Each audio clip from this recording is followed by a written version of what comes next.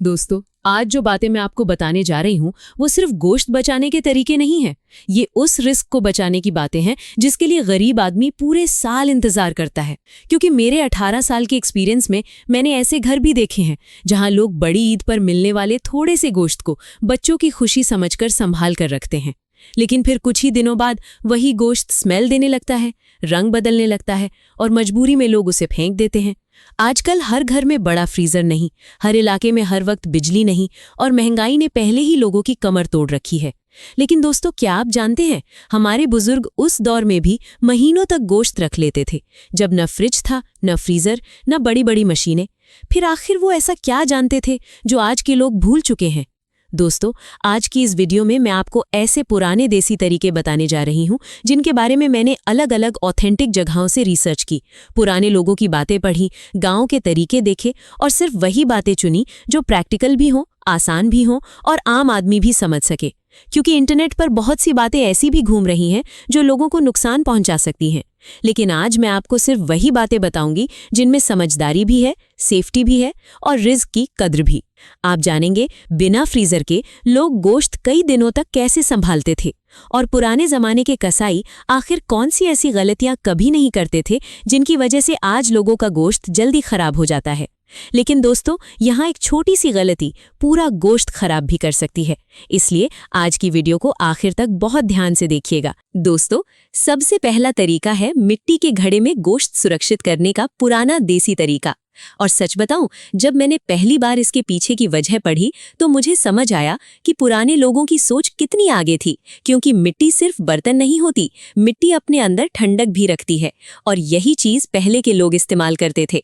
सबसे पहले हमेशा ताज़ा और साफ गोश्त लीजिए, ऐसा गोश्त जिसमें ज्यादा पानी ना हो। अब उसे छोटे टुकड़ों में काटिए। कुछ लोग हल्का नमक भी लगाते थे ताकि एक्स्ट्रा नमी बाहर निकल जाए। फिर साफ और सूखा मिट्टी का घड़ा लिया जाता था। लेकिन दोस्तों, यहाँ सबसे जरूरी बात आती है घड़े की सफाई।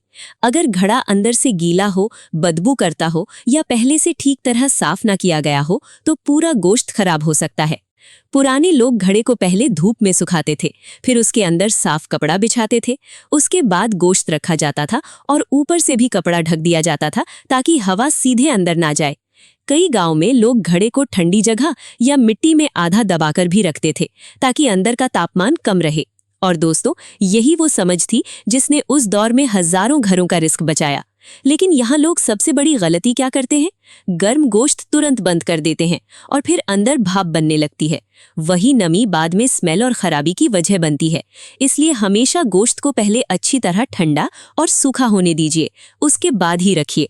और अगर कभी रंग बदल जाए, बहुत तेज बदबू आए या चिपचिपापन महसूस हो तो ऐसा गोश्त इस्तेमाल मत कीजिए, क्योंकि रिस्क की हिफाजत जरूरी है लेकिन सेहत उससे भी ज्यादा जरूरी है। दोस्तों, आज जो तरीका मैं आपको बताने जा रही हूँ वो सिर्फ पुराना देसी तरीका नहीं बल्कि मजबूरी में गरीब लोगों का सहारा भी रहा है। उन्हीं पुराने तरीकों में से एक था नीम प्लस धुआं वाला तरीका। और सच बताऊं दोस्तों, जब मैंने इस तरीके को डिटेल में समझा तो मुझे एहसास हुआ कि पुराने लोग कितनी गहरी समझ रखते थे। क्योंकि वो जानते थे गोश्त को बचाने के लिए सिर्फ ठंडक नहीं बल्कि हवा, सूखापन और सफाई भी जरूरी है। दोस्तों, सबसे पहले हमेशा ताज़ा और साफ गोश्त लीजिए। ऐसा गोश्त जिसमें स्मेल ना हो, बहुत ज्यादा पानी ना हो और चिपचिपापन बिल्कुल ना हो। अब यहाँ आती है इस तरीके की सबसे जरूरी बात, गोश्त को कैसे काटना है। गोश्त को हमेशा पतली लंबी स्ट्रिप्स में काटिए, क्योंकि मोटे टुकड़ों के अंदर नमी फंस जाती है और वही बाद में खराबी शुरू करती है। अब हल्का नमक लगाइए। कुछ पुराने लोग थोड़ा हल्दी भी लगाते थे ताकि सरफेस जल्दी गीली ना हो।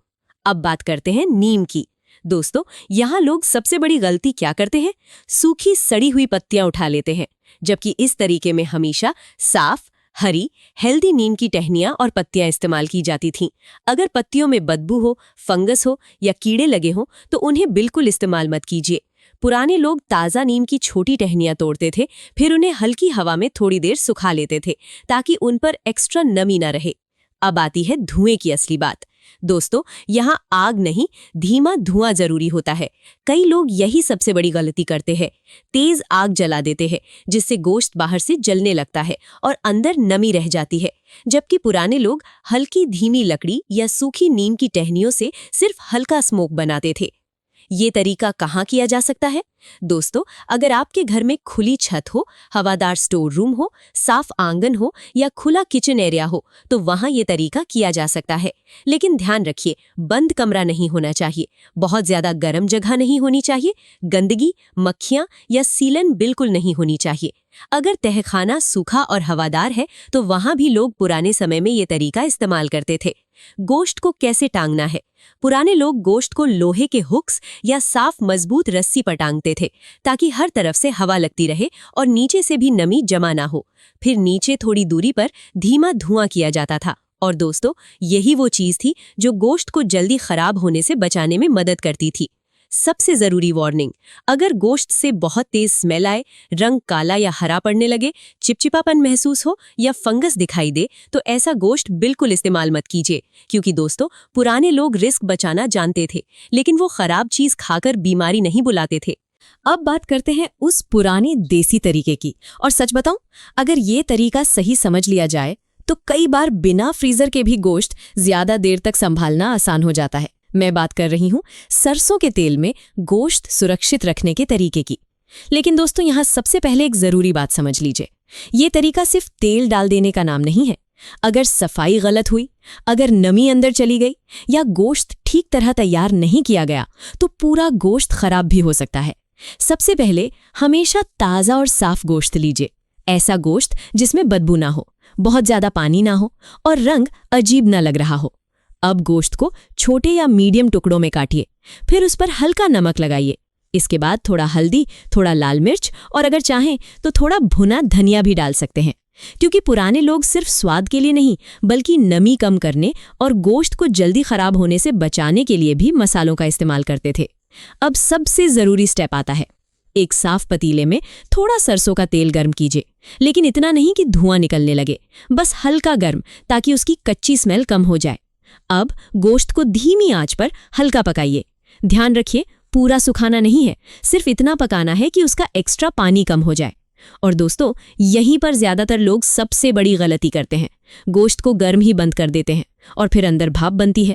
وہی بھاپ بعد میں اسمیل، چپچپاپن اور خرابی کی وجہ بنتی ہے۔ اس لیے ہمیشہ گوشت کو پہلے تھوڑا ٹھنڈا ہونے دیجیے۔ اب ایک بالکل صاف، سوکھا، فوڈ سیف برتن لیجیے، اس میں گوشت رکھیے اور اوپر سے اتنا سرسوں کا تیل ڈالیے کہ گوشت پوری طرح تیل کے اندر کور ہو جائے۔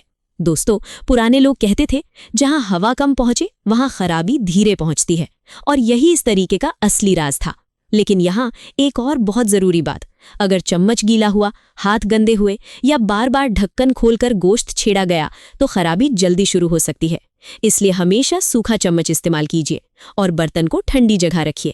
اور دوستو، اگر کبھی تیل کی سمیل بہت عجیب لگے، اوپر جھاگ بنے یا گوشت کا رنگ تیزی سے بدلنے لگے تو ایسا گوشت استعمال مت کیجیے، کیونکہ رسک بچانا ضروری ہے لیکن انسانی صحت اس سے بھی زیادہ ضروری ہے۔